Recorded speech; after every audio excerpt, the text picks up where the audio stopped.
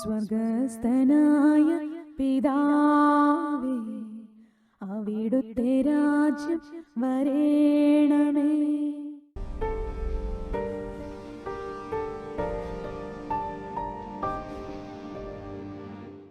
ഈശോയുടെ അനന്തമായ സ്നേഹത്തിലേക്ക്, കരുണയിലേക്ക് നമ്മളെ വിട്ടുകൊടുക്കാം. നമ്മളെ പഠിപ്പിക്കുന്ന, നമ്മളെ തിരുത്തുന്ന, നമ്മളുടെ ജീവിതത്തിൻ്റെ ഓരോ മേഖലകളെയും അറിയുന്ന ദൈവം. ഇന്ന് ആഗോള സഭയിലെ പരിശുദ്ധാത്മാവ് നമ്മളുടെ ജീവിതത്തിൽ ദൈവത്തോട് ചേർന്ന് നിൽക്കുവാൻ തടസ്സമായ ചില കാര്യങ്ങൾ, പ്രത്യേകിച്ചും നമ്മുടെ ജീവിതത്തിൽ ഞാനെന്ന ഭാവം, അഹങ്കാരം, അതിൻ്റെ പിന്നിൽ സമ്പത്ത്, അല്ലേ, വലിയ കഴിവുകളൊക്കെ ഉള്ളപ്പോൾ നമ്മളെന്തോ ആണെന്ന് ചിന്തിക്കുന്ന ഒരു കാഴ്ചപ്പാടല്ലോ. മറ്റുള്ളവരെക്കാൾ ഞാൻ വളരെ മെച്ചമാണ്, മറ്റുള്ളവരെ എന്നേക്കാളിലും വളരെ താഴ്ന്നതാണ് ഞാൻ. നമുക്ക് തീർച്ചയായിട്ടും ദൈവം അനുഗ്രഹങ്ങളും ഒത്തിരി കഴിവുകളൊക്കെ തന്നിട്ടുണ്ട്, അത് കുഴപ്പമൊന്നുമില്ല. പക്ഷെ നാം അഹങ്കരിക്കരുത് എന്നാണ് ഇന്ന് ദൈവവചനം പറയുന്നത്. കാരണം യേശുക്രിസ്തു ഇന്നലെ ചിന്തിച്ച ഒരു ശിശുവിനെ പോലെയാണ് കർത്താവിൻ്റെ കാഴ്ചപ്പാട്. ഒരു കൊച്ചു കുഞ്ഞിൻ്റെ മനസ്സാണ് ഈശോയുടെ മനസ്സ്. ഇപ്പം നമ്മുടെ ഈ ഭൂമിയിൽ അഹങ്കാരം എന്ന് പറയുന്നത് സാത്താൻ്റെ മനോഭാവമാണ്. യെശയ്യാ 14 ലൂസിഫർ സാത്താനായി വീണുപോയത് എങ്ങനെയാണെന്ന് പറയുന്നുണ്ട്. ദൈവത്തിൻ്റെ സിംഹാസനത്തിൻ്റെ മുകളിൽ കയറി ഞാൻ എൻ്റെ സിംഹാസനം സ്ഥാപിക്കുമെന്ന് അവൻ അറിയാതെ ചിന്തിച്ചു പോയി. കാരണം കഴിവുള്ളവനായിരുന്നു, സംഗീതജ്ഞനായിരുന്നു പറഞ്ഞത്. ലൂസിഫർ മനോഹരമായ പാട്ട് പാടുന്ന ആളായിരുന്നു. അപ്പോൾ എല്ലാവരെക്കാളിലും കഴിവ് എനിക്കുണ്ട്, ദൈവത്തെക്കാളിലൊക്കെ ഉപരിയാണ് ഞാനെന്ന് ഒരു നിമിഷം ചിന്തിച്ചു പോയപ്പോൾ അവൻ വീണുപോയി. കാരണം നമ്മളെ താങ്ങി നിർത്തുന്നത് ദൈവമാണ്. എബ്രായർ 1 പറയുന്നുണ്ട്, ദൈവം തൻ്റെ ശക്തിയുള്ള വചനത്താൽ എല്ലാത്തിനെയും താങ്ങി നിർത്തിയിരിക്കുന്നു. അല്ലെ, നമ്മളൊരു ചതുപ്പ് നിലത്തൂടെ ഒരു പാലത്തിൽ, അല്ലേ, അമേരിക്കയിലൊക്കെ എന്തുമാത്രം നമ്മളിങ്ങനെ ഫ്ലൈ ഓവർ, അല്ലേ, നാട്ടിലൊക്കെ ഉണ്ട്, എറണാകുളത്തൊക്കെ ഇഷ്ടംപോലെ ഫ്ലൈ ഓവർ. കാരണം ട്രാഫിക് എളുപ്പമാക്കാൻ വേണ്ടി താഴെ ചതുപ്പ് നിലമാണ്, എന്തുമാണ്, അതിലൂടെ വലിയ തൂണുകൾ കെട്ടി ഉയർത്തിയിട്ട് അതിന് മുകളിലൂടെ റോഡുകളൊക്കെ സ്ഥാപിച്ചുകൊണ്ട്. അപ്പോൾ ആ തൂണുകളാണ് ആ റോഡുകളെ താങ്ങി നിർത്തുന്നത്. ചതുപ്പ് നിലത്തൂടെയുള്ള റോഡുകളെ താങ്ങി നിർത്തുന്ന ആ തൂണുകളാണ്. അപ്പോൾ നമ്മളുടെ ജീവിതം ഇന്ന് ഉയർന്നു നിൽക്കുന്നെങ്കിൽ അത് താങ്ങി നിർത്തിയിരിക്കുന്നത് ദൈവത്തിൻ്റെ സ്നേഹമാണ്, ദൈവത്തിൻ്റെ കരുണയാണ്, അല്ലെ ദൈവത്തിൻ്റെ വചനമാണ്, ദൈവത്തിൻ്റെ ആജ്ഞയാണ്. അങ്ങനെ ചിന്തിക്കാറുണ്ട്. നമ്മൾ ഒരു ഫ്ലൈറ്റിൽ ആകാശത്തോടെ നമ്മൾ പറക്കുമ്പോൾ നമ്മൾ സ്വാഭാവികമായിട്ടും ഇന്ന് പേടിക്കാൻ സാധ്യതയുള്ള ഒരു കാര്യമുണ്ട്. ഇതെവിടെയാണ്, ഒരിടത്തും പിടിച്ചിട്ടില്ലല്ലോ. നമ്മൾ ആ പ്ലെയിനിൻ്റെ അകത്ത് പിടിച്ചാൽ ഇത് എവിടെയാണ് പിടിക്കുന്നത്? അന്തരീക്ഷത്തിൽ കൂടി ഇങ്ങനെ പറന്നുകൊണ്ടിരിക്കുക. കർത്താവ് ഒരു ചിന്ത ആദ്യകാലങ്ങളിലൊക്കെ നമുക്ക് തീർച്ചയായിട്ടും ഇല്ലേ ഫ്ലൈ ചെയ്യാനൊരു പേടി. പക്ഷെ ദൈവമായ കർത്താവ് ഈ വചനത്തിലൂടെയാണ്, അതായത് ഈ എബ്രായർ 1:3 ദൈവം തൻ്റെ ശക്തിയുള്ള വചനത്താൽ എല്ലാത്തിനെയും താങ്ങി നിർത്തിയിരിക്കുന്നു എന്ന് പറയുമ്പോൾ കർത്താവ് ഒരു ജ്ഞാനം തന്നതാണ്. ആകാശത്ത് പറക്കുന്ന പ്ലെയിൻ്റെ എഞ്ചിനുകളുണ്ടല്ലോ, അതങ്ങനെ പറക്കുന്നത് അതിൻ്റെ പിറകിൽ ദൈവവചനം പ്രവർത്തിക്കുന്നുണ്ട്. അതായത് നമ്മളതിനെ ഫിസിക്സ്, സയൻസ് എന്നൊക്കെ പറയാം, സയൻറ്റിഫിക്കായിട്ട് ഡെവലപ്പ് ചെയ്തെടുത്താണ്. അമേരിക്കയിലെ റൈറ്റ് ബ്രദേഴ്സ് കണ്ടുപിടിച്ച് അതിനെ ഡെവലപ്പ് ഇന്നത്തെ അവസ്ഥയിലേക്ക് വന്നു. ഇന്ന് ശൂന്യാകാശത്തേക്ക് പോലും പറക്കാൻ തക്കവണ്ണമുള്ള. പക്ഷെ അതെല്ലാം ദൈവം നിശ്ചയിച്ചതാണ്. ദൈവം നിശ്ചയിച്ചു. ഞാനെപ്പോഴും പറയാറുണ്ട്, ഗാഡ് ക്രിയേറ്റഡ്, മാൻ ഇൻവെന്റഡ്. അതായത് ദൈവം സൃഷ്ടിച്ചു, മനുഷ്യൻ കണ്ടുപിടിച്ചു. ഏറ്റവും വലിയ കണ്ടുപിടുത്തം എന്താണെന്ന് ചോദിക്കുന്നത്, മനുഷ്യൻ സൃഷ്ടിച്ചു എന്ന് പറയാനായിട്ട് നമുക്ക് പറ്റത്തില്ല. അപ്പം നമ്മളെപ്പോഴും താഴ്ന്നു നിൽക്കുവാനായിട്ട്, ദൈവമേ നിന്റെ സൃഷ്ടി, നിന്റെ കഴിവുകളെ മനുഷ്യന് നീ വെളിപ്പെടുത്തി കൊടുത്തല്ലോ. എന്തെല്ലാം കാര്യങ്ങളാണ് ശാസ്ത്രീയപരമായിട്ട് ലോകത്തിൽ മനുഷ്യന് കണ്ടുപിടിച്ചിരിക്കുന്നത്, ദൈവം വെളിപ്പെടുത്തി കൊടുത്തതാണ്. അല്ലെ, ചന്ദ്രനിൽ ആംസ്ട്രോങ് പോയി നിന്നപ്പോൾ ദൈവത്തെ മഹത്വപ്പെടുത്തി എന്ന് പറയുന്നത്. അവിടെ നോക്കിക്കഴിഞ്ഞപ്പോൾ ഭൂമിയെയും ആകാശവിധാനങ്ങളെയൊക്കെ കണ്ടുകൊണ്ട് എത്ര വിശാലമാണ് ദൈവത്തിൻ്റെ മഹത്വം. അപ്പോൾ നമ്മൾ കൂടുതൽ അറിയുന്തോറും കൂടുതൽ എളിമപ്പെടുവാനുള്ള ദൈവത്തിൻ്റെ മഹത്വം അത് നമുക്ക് ഒരിക്കലും ഉൾക്കൊള്ളാൻ, മനസ്സിലാക്കാൻ പറ്റാത്തതാണ്. അപ്പം നമ്മൾ എന്തെങ്കിലും ഉണ്ടെന്ന് കരുതി, പണം ഉണ്ടെന്ന് കരുതി, സൗന്ദര്യം ഉണ്ടെന്ന് കരുതി, കഴിവുകളുണ്ടെന്ന് കരുതി നമ്മൾ അഹങ്കരിക്കരുത്. കാരണം അത് ദൈവത്തിൻ്റെ വചനം, ദൈവത്തിൻ്റെ സ്നേഹമാണ്, ദൈവത്തിൻ്റെ ദാനമാണ്. എൻ്റെ ആ കഴിവുകൾ ദൈവം അതിനുവേണ്ടി വചനം അയച്ചിട്ടുണ്ട്, അല്ലേ? എല്ലാം സൃഷ്ടിച്ച ദൈവം വചനത്താൽ സൃഷ്ടിച്ചത് നമുക്കറിയാം. അപ്പോൾ ഇന്ന് ആകാശത്തിൽ പറക്കുന്ന പ്ലെയിൻ്റെ എൻജിൻ പ്രവർത്തിക്കാനുള്ള വചനം ദൈവം അയച്ചിട്ടുണ്ട്, പണ്ടേ അയച്ചതാണ്. മനുഷ്യൻ ഇതെല്ലാം കണ്ടുപിടിക്കുമെന്ന് മനുഷ്യന് ഏറ്റവും കൂടുതലായിട്ട് നമുക്കറിയാമില്ലേ. ഞാനിങ്ങനെ പറയും, ദൈവരാജ്യം എന്തെല്ലാം ഉണ്ട് അതെല്ലാം ദൈവരാജ്യത്തിനുണ്ട് അല്ലേ. കുടുംബജീവിതം, വിവാഹമൊക്കെ രക്ഷയുടെ അനുഭവത്തിലേക്ക് നയിക്കാൻ വേണ്ടിയാണ്. മനുഷ്യൻ ഒറ്റയ്ക്കായിരിക്കുന്ന അന്നല്ല. കാരണം ഒറ്റയ്ക്ക് പോയാൽ നശിച്ചു പോകാൻ, സാത്താൻ്റെ കെട്ടിൽപ്പെട്ട് അടിമത്തിലേക്ക് പോയി നരകത്തിൽ പോകാൻ സാധ്യതയുണ്ട്. നമുക്കതിനെ അറിയല്ലേ. പരസ്പരം ഉപദേശിക്കുന്നില്ല. ഭാര്യമാര് ഭർത്താക്കന്മാരെ എന്ന് മാത്രമല്ലേ ഉപദേശിക്കുന്നു, അമ്മമാര് മക്കളെ എത്രമാത്രം ഉപദേശിക്കുന്നു. അപ്പൊ ഇതെല്ലാം ദൈവത്തിന്റെ പ്രവൃത്തിയാണ്. നല്ലൊരു ജീവിതം ഭൂമിയിൽ ഉണ്ടാകുവാൻ മാതാപിതാക്കളെ ബഹുമാനിക്കുന്ന 4ാമത്തെ കൽപ്പന. നല്ലൊരു ജീവിതം ഉണ്ടാകാൻ അല്ലെ. അന്യന്റെ ഭാര്യയെ ആഗ്രഹിക്കരുത്, വ്യഭിചാരം ചെയ്യരുത്. ഇതൊക്കെ ദൈവം പറഞ്ഞിരിക്കുന്നത് നമ്മളുടെ ജീവിതം ഈ ഭൂമിയിൽ പരസ്പരം വിശ്വസ്തയോടും സ്നേഹത്തോടും ദൈവവചനം പാലിച്ചുകൊണ്ട് ജീവിച്ചുകൊണ്ട് നിത്യതയിലെത്താൻ. കാരണം നമ്മുടെ ലക്ഷ്യം അവിടെയാണ്. ഇവിടെ ഒന്നുമില്ല. ഈ മരുയാത്രയിൽ ഇതുവരെ മരുഭൂമിയാണ്. മരുഭൂമി കഴിഞ്ഞ് വരാനിരിക്കുന്ന മനോഹരമായ ആ ദേശം, അക്കരയ്ക്ക് യാത്ര ചെയ്യും സിയോൻ സഞ്ചാരം എന്നൊക്കെ പറയുമ്പോൾ അത് വളരെ ആത്മീയ ഉൾക്കാഴ്ചകൾ കിട്ടിയവർ എഴുതി വെച്ചതാണ് പാട്ടൊക്കെ. അപ്പൊ ഞാൻ പറഞ്ഞു, ഇന്ന് പരിശുദ്ധാത്മാ നമ്മളെ ഓർമ്മപ്പെടുത്തുന്നത് എന്തെല്ലാം നമുക്കുണ്ടെങ്കിലും ഒന്നുമില്ല. എത്ര വലിയ സമ്പന്നനാണെങ്കിലും ഒന്നുമില്ല. ലോകത്തിലെ ഏറ്റവും കഴിവുള്ള വ്യക്തികൾ ഒന്നുമില്ല എന്നറിയുന്ന ഒരവസ്ഥയുണ്ട് എപ്പോഴും ജീവിതത്തിൽ. അപ്പൊ ഇന്നതാണ് പറയുന്നത്. ഇന്ന് 1ാമത്തെ വായന പ്രഭാഷണ പുസ്തകം. ഈ ദിവസങ്ങളൊക്കെ നമ്മൾ ബുക്ക് ഓഫ് സിറാക്ക്, കത്തോലിക്ക ബൈബിള്, പ്രൊട്ടസ്റ്റന്റ് ബൈബിളില് ഇതില്ല. കത്തോലിക്ക ബൈബിളിൽ 73 പുസ്തകങ്ങളിൽ ഒന്നാണ് പ്രഭാഷകൻ സിറാക്ക്.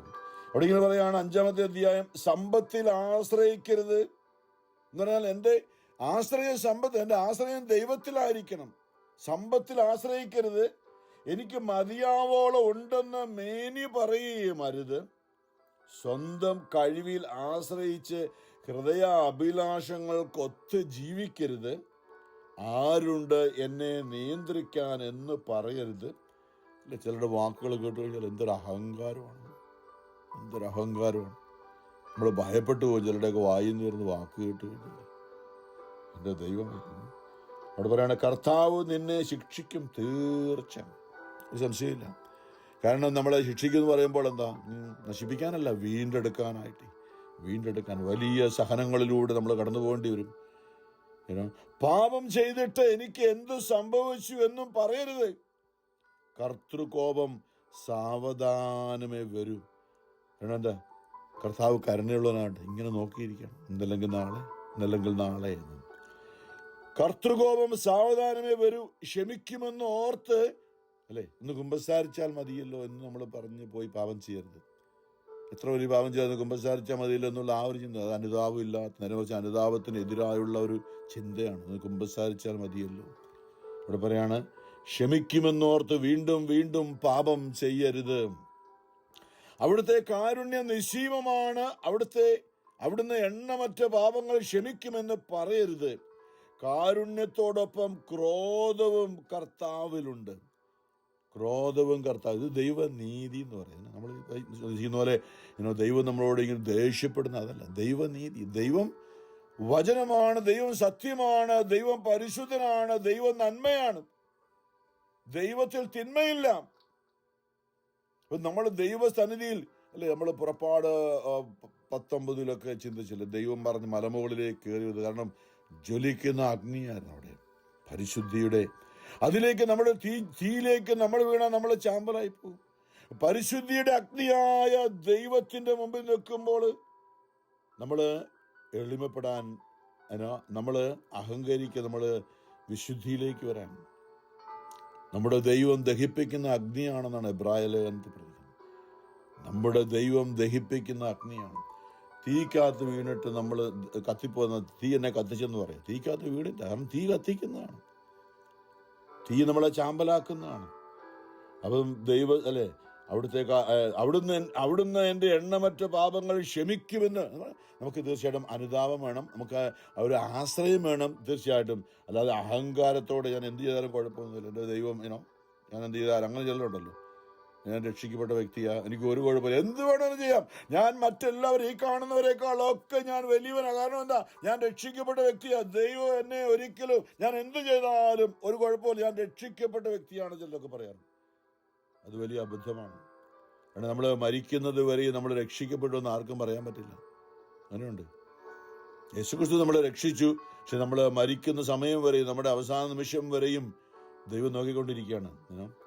കാരുണ്യത്തോടൊപ്പം ക്രോധവും കർത്താവിനുണ്ട്. അവിടുത്തെ ക്രോധം പാപികളുടെ മേൽ പതിക്കും. ഇത് ഞാൻ പറയുന്നത് പലപ്പോഴും നമ്മൾ ചിന്തിക്കുന്നത് ദൈവം ശിക്ഷിക്കുന്നതല്ല.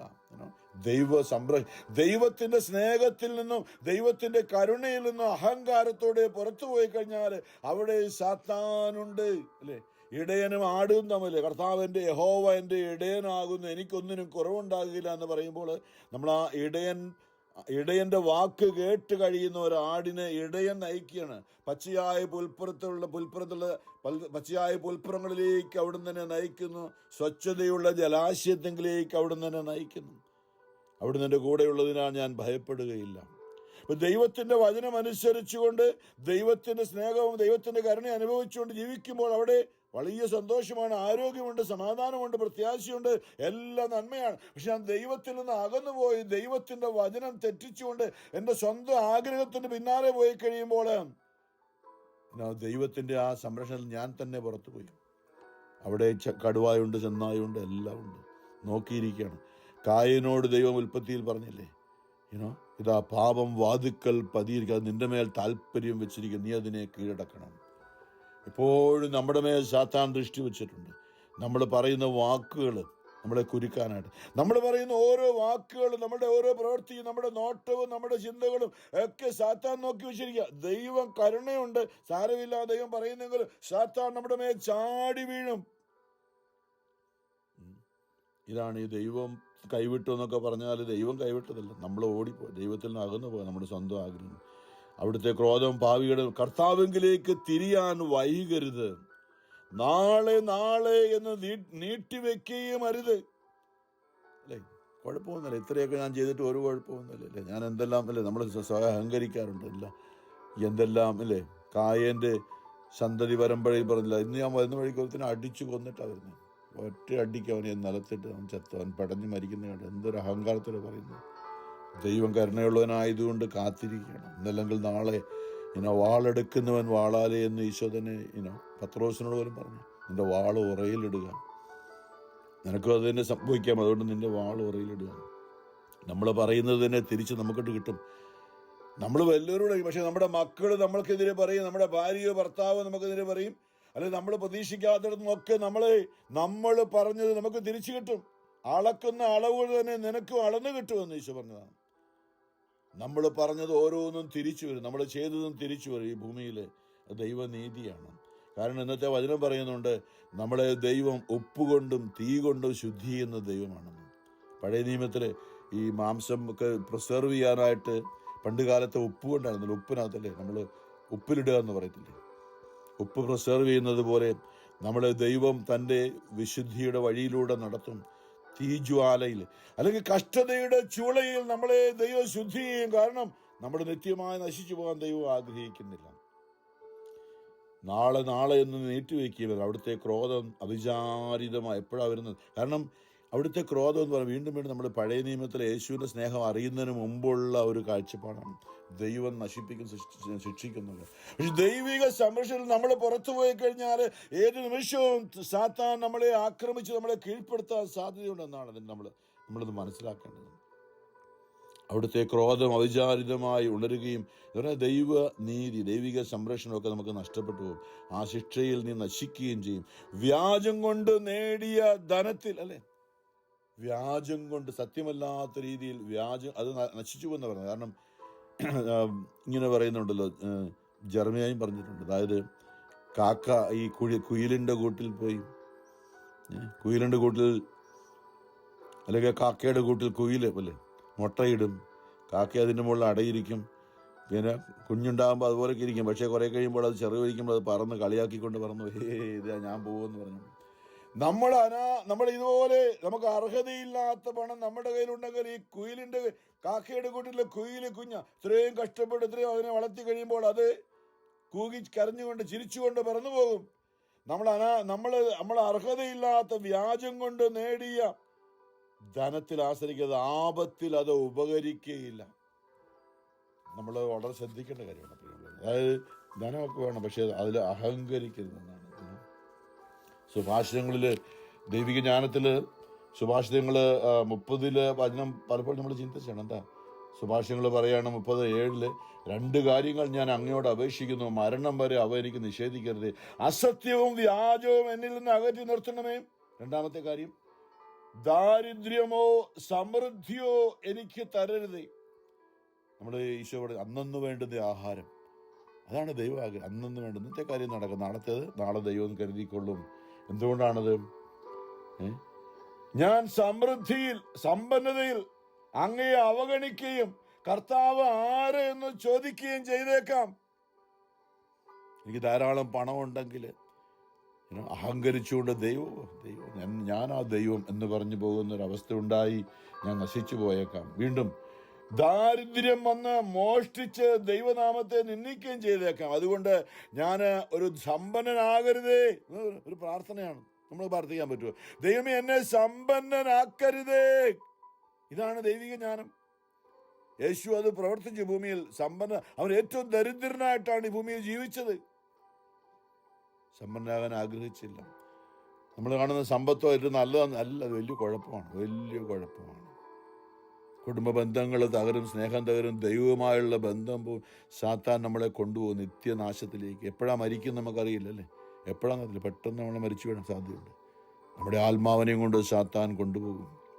അവിടെയാണ് ആ സമ്പത്ത് നല്ലതാണ്. പക്ഷേ സമ്പന്നൻ ദൈവരാജ്യത്ത് പ്രവേശിക്കുന്നത് ഒട്ടകം സൂചിക്കുഴിയിലൂടെ കടക്കുന്നതിനേക്കാൾ വളരെ ഒട്ടകം സൂചിക്കുഴിയിലൂടെ കടക്കുന്നത് എളുപ്പമാണ്, എന്നാൽ സമ്പന്നൻ സ്വർഗരാജ്യത്ത് പ്രവേശിക്കുന്നത് വളരെ ദുഷ്കരമാണെന്ന് ഈശോ പറഞ്ഞു. അപ്പൊ നമ്മൾ ഈ സമ്പത്തിന് വേണ്ടി ആഗ്രഹിക്കരുത്. യഥാർത്ഥത്തിൽ നമ്മളിപ്പോൾ ചിന്തിച്ചു നോക്കുക, നമ്മളുടെ ജീവിതത്തിലെ നമ്മുടെ കുടുംബത്തിലെ പ്രശ്നം എന്നാ? സമ്പത്തുള്ളപ്പോൾ അഹങ്കരിക്കുന്ന, അല്ലെങ്കിൽ സമ്പത്ത് ഏത് രീതിയിലെങ്കിലും സ്വന്തമാക്കാനായിട്ട് മറ്റുള്ളവരെയൊക്കെ ഇടിച്ചു താഴ്ത്തി എനിക്ക് പണം വേണം, അതിനുവേണ്ടി എന്തും ചെയ്യാം, സ്വയം ന്യായീകരിക്കുകയാണ്. പണത്തിനു വേണ്ടി നമ്മുടെ കൊള്ളരുതായ്മ കൊണ്ടാണ്, നമ്മുടെ കൈമോശം കൊണ്ടാണ് നമ്മൾ പണം നഷ്ടപ്പെട്ടു. നമുക്കുണ്ടായിരുന്നു, നമുക്ക് അർഹതയെ കൂടുതലും കിട്ടിയിട്ടുണ്ട്. ദൈവം കരുണയുള്ളതിനാണ് കിട്ടി. പക്ഷേ അത് വേണ്ട രീതിയിൽ വിനിയോഗിച്ചില്ല, ധൂർത്തടിച്ചു. സമ്പന്നനായ നമുക്ക് ഈ ധനമോ അല്ലെ നമ്മുടെ മുടിയനായ പുത്രൻ്റെ സംഭവം നമുക്കറിയാം. അതെല്ലാം കൂടെ ധൂർത്തടിച്ചെന്ന് പറഞ്ഞു. ദൈവത്തോട് ആലോചന ചോദിക്കാതെ കണ്ടമാനം അങ്ങ് ചെലവഴിച്ച് അവിടെ ഇവിടെയൊക്കെ. നമ്മൾ ചിന്തിക്കുന്ന വളരെ വളരെ ആലോചിക്കേണ്ട കാര്യമാണ്. ഇന്ന് ഇല്ലിനോയ് സ്റ്റേറ്റിന് വേണ്ടി, ഷിക്കാഗോയിൽ നിന്നും അമേരിക്ക മുഴുവനും വേണ്ടിയാണ് നമ്മൾ പ്രാർത്ഥന. നമുക്കറിയാം, ലോകം മുഴുവനും വേണ്ടി ദൈവരാജ്യം വരാൻ വേണ്ടി ആഗ്രഹിച്ചുകൊണ്ട് നമ്മൾ പ്രാർത്ഥിക്കുകയാണ്. ഇന്ന് ലിനൽ മേരി ജേക്ക് പണയപ്പറമ്പിൽ നമ്മൾ പ്രാർത്ഥന ആരംഭിച്ചു. സങ്കീർത്തനം 75 ഉദ്ധരിച്ചുകൊണ്ടാണ് നമ്മളെ ഇന്ന് പ്രാർത്ഥനയിലേക്ക് ക്ഷണിച്ചത്. അവിടെ സങ്കീർത്തനം 75:4 ഇതിനാണ്: വൻപ് പറയരുതെന്ന് അഹങ്കാരികളോടും കൊമ്പ് ഉയർത്തരുതെന്ന് ദുഷ്ടരോടും ഞാൻ പറയുന്നു. ആകാശത്തിനു നേരെ കൊമ്പ് ഉയർത്തരുത്. എന്നാൽ ദൈവത്തിന് നേരെ ചിന്തിക്കുക. എൻ്റെ ദൈവമെന്ന് പറയുമ്പോൾ നമ്മൾ തലകുനിച്ച്, സൃഷ്ടാവും കർത്താവും സർവശക്തനുമായ ദൈവം അവിടുത്തെ വചനത്താൽ എല്ലാം താങ്ങി നിർത്തുകയാണ്. ഞാൻ പറഞ്ഞത് മുമ്പേ ആ ഒരു പ്ലെയിനിൻ്റെ എൻജിൻ പ്രവർത്തിക്കാനായിട്ട് അതിൻ്റെ പിന്നിൽ ദൈവവചനം പ്രവർത്തിക്കുന്നുണ്ട്. ഒരു കപ്പൽ കടലിൽ കൂടെ പോകുമ്പോൾ അതിൻ്റെ എൻജിൻ പ്രവർത്തിക്കാനായിട്ട് അതിൻ്റെ പിറകിൽ ദൈവം വചനം പണ്ടേ അയച്ചതാണ്. ആ വചനമാണ് നമ്മളതിനെ ശാസ്ത്രമെന്നോ കണ്ടുപിടുത്തമെന്നോ ഒക്കെ പറഞ്ഞേക്കാം. ഞാൻ പറഞ്ഞില്ലേ, ദൈവം സൃഷ്ടിച്ചു, മനുഷ്യൻ കണ്ടുപിടിച്ചു. തീർച്ചയായിട്ടും ദൈവം അത് ആഗ്രഹിക്കുന്നു. നമുക്കെല്ലാ നന്മകളും ഉണ്ടാകാൻ ദൈവത്തിന് നന്ദി പറയാം. എൻ്റെ ദൈവമേ, നീ ചെയ്ത അനുഗ്രഹങ്ങളെ ഓർത്ത്. ഇപ്പോൾ നമുക്ക് കപ്പലിൽ വരുവാണെങ്കിൽ ഇന്ത്യയിൽ നിന്ന് അമേരിക്കയിലേക്ക് വരാനല്ലേ 1-2 മാസമൊക്കെ എടുക്കും. എന്നാൽ ഇന്ന് ഞാനിത് പറയും ദൈവരാജ്യത്തിന് വേണ്ടിയാണ്. ഞാൻ പണ്ട് അമേരിക്കയിൽ വന്നു കഴിഞ്ഞാൽ ഇവിടെ കുറേ അടിച്ചു പൊളിച്ചൊക്കെ ജീവിക്കുക. ഒരാളോട് പറയും അമേരിക്കയിൽ വന്നു കഴിഞ്ഞാൽ ഇതുപോലെ എന്ത് വേണമെങ്കിലും ഒരു കുഴപ്പമില്ല, എങ്ങനെയെങ്കിലും ജീവിക്കാമെന്ന് ഒരാളോട് പറഞ്ഞു. നാട്ടിൽ വന്ന ഒരാൾ ഇവിടെ വന്നപ്പോൾ മനസ്സിലായി അത് നുണയായിരുന്നു. കാരണം ഇവിടെ എന്തും ചെയ്യുമ്പോൾ പറഞ്ഞ പോലെ എന്തും ചെയ്താൽ വലിയ തകർച്ചയിലേക്ക് പോകും. ദൈവവചനം ഇന്നായിരിക്കുന്ന പോലെ ഈ കൂട്ടായ്മയിലൂടെ ദൈവവചനത്തില് ആ വചനത്തിൽ നിലനിൽക്കാനായി ദൈവത്തിന്റെ ഒരു സംവിധാനമായിരുന്നു ഞാനും എൻ്റെ കുടുംബവും. നിങ്ങളും നിങ്ങളുടെ കുടുംബവും ഇന്ന് അമേരിക്കയിലേക്ക്, കേരളത്തിൽ ജനിച്ചവൾ നമ്മളിന്ന് അമേരിക്കയിൽ ലോകത്തിന്റെ, കേരളത്തിന്റെ നേരെ ലോക അതിർത്തി എന്ന് പറയുന്ന പോലെയാണ് ഈശോ പറഞ്ഞത്. ഇന്നിവിടെ ആയിരിക്കുന്നത് ദൈവരാജ്യത്തിന് വേണ്ടിയാണെന്ന് എനിക്ക് നല്ല ബോധ്യമുണ്ട്. പണ്ട് നമ്മൾ വിചാരിച്ച അമേരിക്കയിൽ വന്നാൽ നമ്മൾ നമ്മുടെ മക്കളുടെ ഭാവിയൊക്കെ സുരക്ഷിതം ആഗ്രഹിച്ചില്ല. നേരെ മറിച്ച് സംഭവിക്കുന്നുണ്ട്. എന്നാൽ ഒരു കാര്യമുണ്ട്, ദൈവരാജ്യത്തിന് വേണ്ടി നാം നിൽക്കുകയാണെങ്കിൽ നമുക്ക് എല്ലാം അനുഗ്രഹമാക്കി മാറ്റും.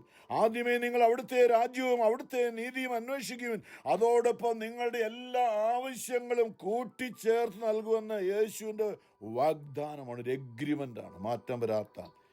മത്തായി 6:33. അനേകർ ഈ കൂട്ടായ്മയിൽ അത് ഉദ്ധരിച്ചുകൊണ്ടാണ് ഓരോ സാക്ഷ്യങ്ങളും പറയുന്നത്. ദൈവരാജ്യത്തിന് വേണ്ടി വേണ്ട രീതിയിൽ ഓരോ ദിവസവും നിൽക്കുമ്പോൾ അത് ജീവിതത്തിൻ്റെ ഓരോ കാര്യങ്ങളും ദൈവം അനുഗ്രഹമാക്കി മാറ്റുന്നു പ്രിയമുള്ളവരെ. അപ്പോൾ സംഗീതം 75 പറഞ്ഞാണ്, വൻപ് പറയരുന്ന അഹങ്കാരികളോടും കൊമ്പ് ഉയർത്തരുത് ദുഷ്ടരോടും ഞാൻ പറയുന്നു. ആകാശത്തിന് നേരെ കൊമ്പ് ഉയർത്തരുത്, ഗർവോടെ സംസാരിക്കുകയും അരുത്. കിഴക്ക് നിന്നോ പടിഞ്ഞാറ് നിന്നോ മരുഭൂമിയിൽ നിന്നോ അല്ല ഉയർച്ച വരുന്നത്. ഒരുവനെ താഴ്ത്തുകയും അവരനെ ഉയർത്തുകയും ചെയ്യുന്ന വിധി നടപ്പാക്കുന്നത് ദൈവമാണ്. അല്ലെങ്കിൽ ദൈവവചനം നമ്മൾ പാലിക്കുന്നുണ്ടെങ്കിൽ, യോഹന്നാൻ 15:7, എൻ്റെ വചനങ്ങൾ നിങ്ങളിൽ നിലനിൽക്കുന്നെങ്കിൽ ഇഷ്ടമുള്ളത് ചോദിച്ചുകൊള്ളുക, നിങ്ങൾക്ക് ലഭിക്കും. യോഹന്നാൻ 14:23, എൻ്റെ വചനം പാലിക്കുന്നവനെ എൻ്റെ പിതാവ് സ്നേഹിക്കും, ഞങ്ങൾ പിതാവും പുത്രനും അവൻ്റെ അടുത്ത് വന്ന് അവനിൽ വാസമർപ്പിക്കും. എന്നോർത്ത് നോക്കിയല്ലേ, നമ്മുടെ വീട്ടിൽ നമ്മുടെ ബിഷപ്പ് വന്നെന്നോ, അല്ലെ നമ്മുടെ സ്റ്റേറ്റ് ഗവർണർ വന്നെന്നോ, അമേരിക്കൻ പ്രസിഡന്റ് നമ്മുടെ വീട്ടിൽ, എന്തൊരു അല്ലെ, എൻ്റെ ദൈവമേ, എൻ്റെ വീട്ടിൽ അമേരിക്കൻ പ്രസിഡന്റ് വന്നു. ഈശോ പറയാണ്, ദൈവവചനം പാലിക്കുകയാണെങ്കിൽ സൃഷ്ടാവും കർത്താവും സർവശക്തനുമായ എല്ലാം സൃഷ്ടിച്ച ദൈവം തന്നെ നമ്മളുടെ കൂടെ നമ്മുടെ ആത്മാവിൽ വന്ന് വസിച്ചുകൊണ്ട് നമ്മളെ നയിക്കുമെന്ന് ആണ്. പൗലോസപ്പസ്തോന്റെയൊക്കെ എന്തായാലും ലോകത്തിൽ എന്തായാലും കുഴപ്പമില്ല, എൻ്റെ ദൈവം അല്ലെ, ഇച്ചിരി അഹങ്കാരം തോന്നും, പക്ഷെ വലിയ എളിമയോടാണ്. എൻ്റെ ദൈവം തൻ്റെ മഹത്വത്തിൻ്റെ സിംഹാസനത്തിൽ തൻ്റെ എനിക്ക് ആവശ്യമുള്ളതെല്ലാം തരും. കാരണം അവൻ എൻ്റെ കൂടെയാണ്. ഞാൻ വലിയ പുള്ളിയാണ്. കാരണം എന്താ, എൻ്റെ ദൈവമാണ് എൻ്റെ കൂടെ നടക്കുന്നത്. നമുക്ക് ഓർത്ത് അത് പറയാം. ആ കാര്യത്തിൽ അഹങ്കരിക്കുന്നതിന് കുഴപ്പമൊന്നുമില്ല. ചില എളിമയിൽ നിന്നുകൊണ്ട് എൻ്റെ ദൈവം എന്നെ നടത്തുന്നു, അല്ലേ, എൻ്റെ ദൈവമാണ് എന്നെ മുന്നിൽ പോയി നടത്തുന്നത്, എൻ്റെ ദൈവമാണ് എനിക്കിന്ന് കാര്യങ്ങൾ ചെയ്തത്. സത്യമായിട്ട് അത് ഹൃദയത്തിൽ ഉറപ്പിച്ച് പറയുമ്പോൾ അവിടെയാണ് പിശാച് നമ്മുടെ 7 അയൽവക്കത്ത് വരത്തില്ല. ഇതുള്ള കാര്യമാണ് പറയുന്നത്, ചുമ്മാ പറയില്ല. ആ കാര്യത്തിൽ നമുക്ക് ഇച്ചിരി അഹങ്കാരമൊന്നും കുഴപ്പമില്ല. ദൈവം എന്നെ സ്നേഹിക്കുന്നു പറയുന്നത്. കാരണം നമ്മുടെ കഴിവിലല്ല, ദൈവത്തിൽ ആശ്രയിക്കുകയാണ്. ഒരുവനെ താഴ്ത്തുകയും അവരനെ ഉയർത്തുകയും ചെയ്യുന്ന വിധി നടപ്പാക്കുന്നത് ദൈവമാണ്. ദുഷ്ടരുടെ കൊമ്പുകൾ അവിടുന്ന് വിച്ഛേദിക്കും, നീതിമാന്മാരുടെ കൊമ്പുകൾ ഉയർത്തപ്പെടും എന്ന് പറഞ്ഞാൽ ഇതൊക്കെ നമ്മൾ ചിന്തിക്കുക, ദൈവിക സംരക്ഷണം ഉള്ളിടത്ത് എല്ലാം അനുഗ്രഹമായിട്ട് മാറുമെന്നാണ്. ദൈവം, ഞാൻ പറയും, ഈ ഭൂമിയിൽ ഒരു മനുഷ്യരും നശിച്ചു പോകാൻ, നമ്മൾ ഏറ്റവും വലിയ പാപിയാണെങ്കിലും അതുമൂലം നമുക്കൊരു ചെറിയ പനി പോലും വരാനായിട്ട് ദൈവം ആഗ്രഹിക്കുന്നില്ല. പാപിയെ തേടി വന്നല്ലേ യേശുവിലേക്ക് നോക്കുക. അവൻ നമുക്ക് വേണ്ടി മരിച്ചു ഭൂമിയിൽ, നമ്മൾ രക്ഷപ്പെടാൻ, നമ്മൾ നരകത്തിൽ പോകാതിരിക്കാൻ, അവൻ നമുക്ക് വേണ്ടി, നമ്മൾ നിത്യനാശത്തിൽ പോകാതിരിക്കാൻ അവൻ നമുക്ക് വേണ്ടി ശരീരത്തിൽ മരിച്ചിട്ട് നമ്മൾ ഇറങ്ങേണ്ടിയിരുന്ന നരകത്തിലേക്ക് അവൻ ഇറങ്ങിയിട്ട് അവിടുന്ന് കയറി നമ്മളെയും കൊണ്ട് പോയെന്നാ പറഞ്ഞത്. അവൻ്റെ ആത്മാവിൽ അവൻ്റെ ഉള്ളിൽ നമ്മെ വഹിച്ചുകൊണ്ട് അവൻ കുരിശി കടന്നു. നമ്മളെ അവൻ്റെ ഉള്ളിൽ വഹിച്ചുകൊണ്ട് അവന് കല്ലറയിൽ അടക്കപ്പെട്ടു. അവൻ നമ്മളെ അവൻ്റെ ഉള്ളിൽ വഹിച്ചുകൊണ്ട് അവൻ നരകത്തിലേക്ക് ഇറങ്ങിയിട്ട് അവിടെ നിന്ന് അവൻ നമ്മളെ ഉയർത്തിക്കൊണ്ട് വന്നു. അവൻ സ്വർഗത്തിലേക്ക് ആരോഹണം ചെയ്ത് അവൻ ദൈവസിംഹാസനത്തിന്റെ വലത്തുഭാഗത്ത് നമ്മെ ഇരുത്തി. ഇതാണ് യേശു നമുക്ക് വേണ്ടി ചെയ്തത്. ഏറ്റവും വലിയ പാപികളായ നമ്മളെ അവൻ നമുക്കൊരു പനി പോലും വരാൻ ആഗ്രഹിക്കുന്നില്ല. നമ്മൾ രോഗമുണ്ടാകുമ്പോൾ നമ്മളോടുകൂടെ കരയുന്ന കർത്താവാണ്. കൊച്ചുകുഞ്ഞിൻ്റെ മനസ്സാണ് യേശുക്ക്. അപ്പം അതുകൊണ്ട് നമ്മൾ ഇന്ന് കർത്താവിൻ്റെ വചനം നമുക്ക് അവിടെ നമ്മോട് പറയുന്ന ഈ കാര്യങ്ങൾ നമുക്ക് ചിന്തയിലേക്കൊന്ന് കൊണ്ടുവരാം. സംഗീതം 1 ഇന്ന് ആഗോള സഭയിൽ. അവിടെയും നമുക്കറിയാം, ദുഷ്ടരുടെ ഉപദേശം സ്വീകരിക്കുകയോ പാവിയുടെ വഴിയിൽ വ്യാപരിക്കുകയോ പരിഹാസയുടെ പീഠങ്ങളിൽ ഇരിക്കുകയോ ചെയ്യാത്തവൻ ഭാഗ്യവാൻ. അവൻ്റെ ആനന്ദം കർത്താവിൻ്റെ നിയമത്തിലാണ്. ദൈവത്തിൽ ആശ്രയിക്കുന്നവൻ രാവും പകലും അവൻ അതിനെക്കുറിച്ച് ധ്യാനിക്കും. നമ്മുടെ ജീവിതം എന്തുകൊണ്ടാണ് പ്രിയമുള്ളത്? നമുക്ക് ഞാൻ പറയുന്നത് പൊതുവായിട്ടാണ് കേട്ടോ. നമുക്ക് നമ്മുടെ ജീവിതം എല്ലാ ദിവസവും വചനം വായിച്ച് വചനം ധ്യാനിച്ച് ദൈവത്തിൽ ആനന്ദിക്കുന്നു. ഇന്നലെയൊക്കെ ചിന്തിച്ചില്ലേ? പരിശുദ്ധ കന്യകാമറിയം ആനന്ദിച്ചത് ദൈവത്തിലാണ്. എൻ്റെ ആത്മാവ് ദൈവത്തിൽ ആനന്ദിക്കുന്നു, കർത്താവിൽ ആനന്ദിക്കുന്നു. ഏറ്റവും വലിയ അറിവാണത്. ഈ ലോകത്തിലെ ധനവും പ്രതാപവും പണവും ഒക്കെ പോകും. നമ്മളില്ലെങ്കിൽ നമ്മുടെ മക്കളുടെ കാലത്തുണ്ടല്ലോ വലിയത് സംഭവിക്കും, തകർന്ന് തരിപ്പണമാകും. എന്നാൽ അവർ പറയും, നമ്മളെന്ന് പറയുന്നത് എൻ്റെ വല്യപ്പനും വല്യമ്മയൊക്കെ ചെയ്തതിൻ്റെ ഞാനൊന്ന് അനുഭവിക്കുന്നു പറയും. തീർച്ചയായിട്ടും ഉണ്ടത്, അത് ചുമ്മാന്നുമല്ല. വിലാപങ്ങളിൽ ലാമന്റേഷൻ 5 പറഞ്ഞില്ലേ, ഞങ്ങളുടെ പിതാക്കന്മാർ പാപം ചെയ്തു, അവർ മരിക്കുകയും ചെയ്തു, ഞങ്ങൾ ഇന്ന് അവരുടെ അകൃത്യങ്ങൾ വഹിക്കുന്നു. കാരണം ദൈവം നീതിമാനും വിധി നടപ്പാക്കുന്നവനും കരുണാമയനും ആയതുകൊണ്ട് 2 കാര്യങ്ങളുണ്ട്. ഒന്ന്, ദൈവം നീതിമാനാണ്, ദൈവം കരുണയുള്ളവനാണ്. അതുകൊണ്ട് നമുക്ക് സഹനങ്ങൾ അനുവദിച്ചുകൊണ്ട്, അല്ലേ, ഇപ്പോൾ പറഞ്ഞോളൂ, തീച്ചൂളയിൽ നമ്മളെ കഷ്ടതയുടെ ചൂളയിൽ വിശുദ്ധീകരിച്ചുകൊണ്ട് ദൈവത്തിൻ്റെതാക്കി മാറ്റുന്ന ഒരു ദൈവം നമ്മളിത് അറിയണം. ഈ ജോബ് ഉണ്ടല്ലോ, ജോബ് നമുക്കറിയാം, വലിയ സമ്പന്നനായിരുന്നു, ഭയങ്കര സമ്പത്ത്. എന്തുമാത്രം എണ്ണം പറഞ്ഞു കേട്ട് നമുക്ക് നിൽക്കാൻ പറ്റാത്ത രീതിയിലുള്ള എന്തുമാത്രം സമ്പന്നനായിരുന്നു. ഈ ജോബിന് ഒരു കുഴപ്പമാണ്, ഈ മക്കളൊക്കെ തോന്നിവാസമാണ്. ആഴ്ചയിൽ ഒരിക്കൽ വീക്കെൻഡ് വരുമ്പോൾ മുഴുവനും പാർട്ടിയാണ്, കുടിച്ച് മറിഞ്ഞ് തോന്നിവാസം. എന്നിട്ട് ഈ ജോബ് ഒരു കാര്യം, മക്കളെ ഉപദേശിക്കാൻ പേടിയാണ്. കാരണം എന്താ? മക്കളനുസരിക്കുന്നില്ല. അതുകൊണ്ട് ജോബ് പോയി പ്രാർത്ഥിക്കുകയായിരുന്നു, ബലിയൊക്കെ അർപ്പിക്കുമായിരുന്നു മക്കൾക്ക് വേണ്ടിയിട്ട്. പക്ഷെ നമ്മൾ മക്കളോട് പറയേണ്ടതല്ല, നിയമാവർത്തനം അതില്ല, വേണ്ട സമയത്ത് കുഞ്ഞുനാൾ തൊട്ട് അവരെ പറഞ്ഞ് നിയമവചനത്തിൽ നടത്തണം. ഈ ജോബ് അവസാനം എന്താ സംഭവിച്ചത്? ജോബിൻ്റെ എല്ലാം പോയി, മക്കളും പോയി, സമ്പത്തും പോയി, ഭാര്യ പോലും ആട്ടി പുറത്താക്കി വെറുപ്പോടെ. നിങ്ങൾക്ക് പോയി മരിച്ചുകൂടെ മനുഷ്യൻ ചോദിച്ചുകൊണ്ട് പോയി. കുഷ്ഠരോഗം ബാധിച്ച് ഈ ജോബ് വലിയ കഷ്ടതയിലൂടെ കടന്നു പോവുകയാണ്. ഇരിക്കണം. അപ്പോൾ അവിടെ ജോബ് അനുതാപത്തോടെ ഇന്ന് ചിന്തിക്കുകയാണ്. എൻ്റെ പണം ഉണ്ടായിരുന്ന ജോബ് 31 വായിച്ചു നോക്കി അറിയാം. നമ്മൾ കുമ്പസാരത്തിനുള്ള ഒരുക്കമായിട്ട് ഞാൻ പലപ്പോഴും ധ്യാനങ്ങളൊക്കെ ചിന്തിക്കാറുള്ള ജോബിൻ്റെ പുസ്തകം 31. അവിടെ കുറേ കാര്യങ്ങൾ പറയുന്നുണ്ട്. അവിടെ ഇന്ന് പറയുന്ന നമ്മുടെ അഹങ്കാരത്തോടെ എന്താ ഇവിടെ പറയുന്നത്? ജോബ് 31:21, വാതിൽക്കൽ സഹായിക്കാൻ ആളുണ്ടെന്ന് കണ്ടിട്ട് അനാഥർക്കെതിരെ ഞാൻ കൈ ഉയർത്തിയിട്ടുണ്ടെങ്കിൽ എന്നോട് ക്ഷമിക്കണമേ ദൈവമേ. എൻ്റെ ബോഡി ഗാർഡുണ്ട്, അല്ലെ എന്നെ ഇന്ന് പ്രൊട്ടക്ട് ചെയ്യാൻ ആളുണ്ട്, അല്ലെ എനിക്ക് രാഷ്ട്രീയ പാർട്ടികളുണ്ട്, എനിക്ക് ഇന്ന ആളുണ്ട്. വാതുക്കൽ സഹായിക്കാൻ ആളുണ്ടെന്ന് കണ്ടിട്ട് അനാഥർക്കെതിരെ ഞാൻ കൈ ഉയർത്തിയിട്ടുണ്ടെങ്കിൽ എൻ്റെ തോളിന്ന് തോൾപ്പലക വിട്ടുപോകട്ടെ എന്നൊക്കെ ജോബ് പറഞ്ഞ് പ്രാർത്ഥിക്കുന്നൊക്കെ അത്രമാത്രം. വീണ്ടും ജോബ് 31:24, സ്വർണമായിരുന്നു എൻ്റെ ആശ്രയമെങ്കിൽ, തങ്കത്തിൽ എൻ്റെ പ്രത്യാശ അർപ്പിച്ചിരുന്നെങ്കിൽ, എൻ്റെ സമ്പത്ത് വലുതായിരുന്നത് കൊണ്ട്, എൻ്റെ കൈകളിൽ ഏറെ ധനം വന്നു ചേർന്നത് കൊണ്ട് ഞാൻ ആനന്ദിച്ചിരുന്നെങ്കിൽ. സമ്പത്തിൽ ആനന്ദിച്ചിട്ടുണ്ടെങ്കിൽ, ദൈവത്തിൽ ആനന്ദിക്കുന്നതിന് പകരം, അല്ലേ, ഇന്ന് മനുഷ്യൻ ലോകത്തിൽ നോക്കിയാൽ ഭൂരിഭാഗം ദൈവം. നമുക്ക് പണം ഉണ്ടെങ്കിൽ അല്ലേ, പണത്തിനു മീതെ പരുന്തും പറക്കുന്നു. ഞാൻ എൻ്റെ സമ്പത്തിൽ അത് കണ്ടുകൊണ്ട് ഞാൻ ആനന്ദിച്ചിട്ടുണ്ടെങ്കിൽ ദൈവമേ എന്നോട് ക്ഷമിക്കണമേ. അതിന് അങ്ങിലായിരുന്നു, ദൈവത്തിലായിരുന്നു ഞാൻ ആനന്ദിക്കേണ്ടത്.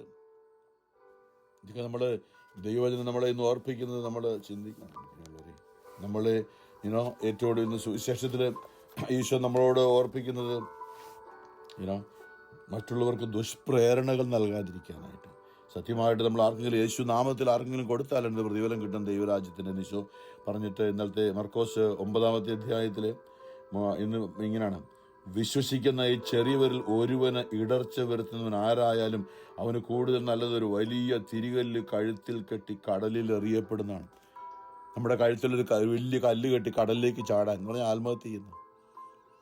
ഈ ചെറിയവരിൽ നമ്മൾ എന്തെല്ലാമാണല്ലേ, നമ്മളിന്ന് നമ്മളുടെ മദ്യം കഴിച്ചുകൊണ്ട് നമ്മൾ എത്രയോ ചെറിയ കുഞ്ഞുങ്ങൾ, നമ്മുടെ വീട്ടിൽ തന്നെയുള്ള മക്കളും കൊച്ചുമക്കളും, അല്ലെങ്കിൽ നമുക്ക് ബന്ധപ്പെട്ട മറ്റുള്ളവരെ നമ്മളിന്ന് മദ്യം കഴിച്ച് ആശ്വസിച്ച് സന്തോഷിക്കുമ്പോൾ നമ്മുടെ അറിയ കുഞ്ഞുങ്ങളെയും നമ്മൾ അതിലേക്ക് നയിക്കുകയാണ്, ദുഷ്പ്രേരണ കൊടുക്കുകയാണ്, അല്ലേ. നമ്മൾ സന്തോഷിക്കുന്നുണ്ട്, പക്ഷെ അനേകരെ പാപത്തിലേക്ക് നമ്മൾ നയിക്കുന്നുണ്ട്. ഇതെല്ലാ മേഖലയിലുണ്ട് കേട്ടോ. ഞാൻ എപ്പോഴും ചിന്തിക്കുന്ന ഒരു മേഖലയാണ്, പറയാറുണ്ട് ഞാൻ. നമ്മൾ മദ്യപാനത്തെ ഒരു ദുരാത്മാവ് നമ്മുടെ ഉള്ളിൽ കയറി നമ്മുടെ ജീവിതം നശിപ്പിക്കുന്ന ഒരു മേഖലയാണ്. അതുകൊണ്ടാണ് എന്താ സ്വല്പം സന്തോഷിച്ചാൽ എന്താ കുഴപ്പമെന്നൊക്കെ ചോദിക്കും. അത് സാത്താൻ നുണ പറഞ്ഞുകൊണ്ട്. പക്ഷേ അതിൻ്റെ പിറകിൽ വലിയ നാശമുണ്ട്. ദുരാത്മാവ് നമ്മുടെ ഉള്ളിൽ പ്രവേശിച്ചു. വീഞ്ഞു കുടിച്ച് ഉന്മത്തരാകാതെ അതിൽ ദുരാസക്തിയുണ്ട്, ദുരാത്മാവുണ്ട് എന്ന് പറഞ്ഞാൽ പരിശുദ്ധാത്മാവ് വിട്ടുപോകും. നമുക്ക് എല്ലാ അനുഗ്രഹങ്ങളും നൽകുന്ന എന്ന് പറഞ്ഞാൽ നമ്മുടെ ആത്മാവിൽ വന്ന് വസിക്കുന്ന ദൈവം ഒരിക്കലും മദ്യം കഴിച്ച് ഉന്മത്തരായ ഒരു വ്യക്തിയിൽ ഒരിക്കലും ദൈവത്തിൻ്റെ ആത്മാവ് വസിക്കില്ല. കാരണം ഇപ്പോൾ പറഞ്ഞൊരു കാര്യമുണ്ടല്ലോ, ഇവിടെ പറഞ്ഞു നമ്മൾ പരിശുദ്ധാത്മാവിൻ്റെ സ്വഭാവങ്ങളൊന്നാണ് സെൽഫ് കൺട്രോൾ, ആത്മസംയമനം. മദ്യം കഴിക്കുന്ന ഒരു വ്യക്തിയിൽ സെൽഫ് കൺട്രോൾ ഉണ്ടോ? എന്തെല്ലാം ഉണ്ട്. നമ്മൾ കണ്ട് തലയിൽ ഉടുത്തിരുന്ന തുണിയൊക്കെ പറിച്ച് തലയെ കെട്ടിയിട്ട് റോഡിൽ നിന്ന് നാട്ടുകാരെ മുഴുവൻ ചീത്ത പറയുന്ന ഒരു വ്യക്തിയിൽ എവിടെ സെൽഫ് കൺട്രോൾ? ആ വ്യക്തിയിലുള്ള പരിശുദ്ധാത്മാവ് വിട്ടുപോയി. ആ വ്യക്തിയിൽ നിന്ന് ദൈവം പോയി. ആ വ്യക്തിയിലേക്ക് കയറിയ ഈ മദ്യത്തിലൂടെ കടന്നു വന്ന ദുരാത്മാവാണ് ആ വ്യക്തിയെ നയിക്കുന്നത്. എത്രയോ വാഹന അപകടങ്ങൾ മദ്യം കഴിച്ചിട്ട് നാട്ടിലൊക്കെ ഇവിടെ എവിടെയാണ് കേൾക്കുന്നത്. അല്ല മയക്കുമരുന്ന് എടുത്തിട്ട് ലഹരി എടുത്തിട്ട് എത്രയോ ജീവിതങ്ങളാണ് പൊലിഞ്ഞു പോയത്. ഈ ഭൂമിയിൽ ദൈവം കരയുന്ന ഒരു മേഖലയാണ്. ഈ ഭൂമിയിൽ ജീവിക്കേണ്ട എത്രയോ ജീവിതങ്ങളാണ് മദ്യം കഴിച്ച് ആസക്തിയിൽ ഈ വാഹനം ഓടിച്ച് അല്ലെങ്കിൽ എന്തും വെച്ച് ജീവിതം എത്രയോ തകർന്നു പോയി. എത്രയോ ദൈവത്തിൻ്റെ മക്കളാണ് ഈ ഭൂമിയിൽ നിന്നും പെട്ടെന്ന് അപ്രത്യക്ഷമായത്. അതോർത്ത് കരയുന്നൊരു ദൈവമുണ്ട് പ്രിയമുള്ളവരെ. ഇവിടെ നമ്മൾ ഈ ചെറിയവരിൽ ആർക്കും ഇടർച്ച വരുത്താതിരിക്കാൻ സൂക്ഷിക്കുന്നു. ഇനി എന്നിട്ട് പറയുകയാണ് നമ്മുടെ കൈ കൊണ്ട് നമ്മൾ പാപം ചെയ്യുന്നത് അത് വെട്ടിക്കളയാനാണ് പറഞ്ഞത്. കാല് ദുഷ്പരണ വെട്ടിക്കള. കാരണം എന്നിട്ട് പറയാണ് നമുക്കുള്ള സഹനങ്ങൾ ഈ ഭൂമിയിൽ നമുക്കിന്ന് എന്തെങ്കിലും ഒരു സഹനം ഉണ്ടെങ്കിൽ നമ്മുടെ കൈ പോയി കണ്ണു പോയി എന്നൊക്കെ പറയുമ്പോൾ അതിന് പിന്നിൽ നമുക്ക് നമ്മുടെ മക്കൾക്കും ദൈവം സ്വർഗം തരുന്ന ഒരു അനുഭവമായിട്ടാണ് ഈശോ എന്ന് പറയുക. വളരെ ലാഘവത്തോടെയാണ് ഈ കൈ വെട്ടിക്കളഞ്ഞു, കണ്ണ് ചുടുന്ന കളയുക, കാല് വെട്ടിക്കളയെന്നൊക്കെ പറഞ്ഞ ഈശോ വളരെ. പക്ഷേ ഈശോയ്ക്ക് ഒരു പക്ഷേ കാരണം അങ്ങനെയെങ്കിലും സ്വർഗത്തിൽ നിങ്ങൾ എത്തുമല്ലോ, നരകത്തിൽ നിങ്ങൾ പോകത്തില്ല എന്നാണ് ഈശോ പറയുന്നത്. നമ്മൾ പറയും എൻ്റെ ദൈവം എന്തൊരു ഹൃദയകാഠിന്യം അല്ലല്ല. ഈശോ ആഗ്രഹിക്കുന്ന നമ്മൾ നിത്യതയിലെത്താൻ വേണ്ടി. അതിനുവേണ്ടി നമുക്കൊരു ഈ ഭൂമിയിലുണ്ടാകുന്ന അപകടങ്ങൾ ഉണ്ടാകുന്ന കൈ പോയി കാല് പോയി കണ്ണുപോയി എന്നൊക്കെ പറയുമ്പോൾ ദൈവത്തിനല്ല, സാത്താൻ നമ്മളെ ആക്രമിച്ചു. പക്ഷെ അത് ദൈവം അനുവദിച്ചു. കാരണം അതിലൂടെ വലിയ നന്മ, വലിയ മാനസാന്തരം നമ്മളിൽ നമ്മുടെ കുടുംബങ്ങളിൽ ഉണ്ടാകാൻ പോവുകയാണ്.